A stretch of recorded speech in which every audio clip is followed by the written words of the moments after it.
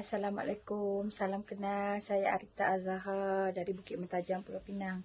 Okey, Arita nak bagi tahu, Arita ni dulu ada masalah gastrik 30 tahun.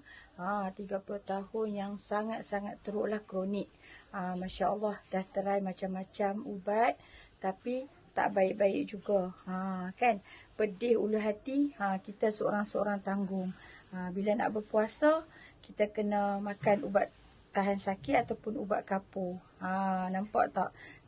Punca dia sebab tak sarapan pagi dan selalu sangat minum air berkarbonat ataupun air kes. Jadi Alhamdulillah, syukur sangat-sangat sejak Kak Ita amal produk sunnah pati lidah buaya ni.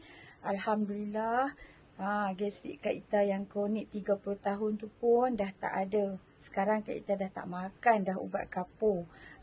Dan orang kata bila puasa pun dah tak perlu nak amal-amal dah ubat tahan sakit. Dah terbebas dah gastrik Kak Ita yang 30 tahun dulu. Masya Allah, sebab apa? Kak Ita amal produk sunnah. So, yang mana kat sini ada masalah gastrik yang kronik macam Kak Ita ni, cepat-cepatlah ikhtiar dengan produk sunnah. Okey, Assalamualaikum.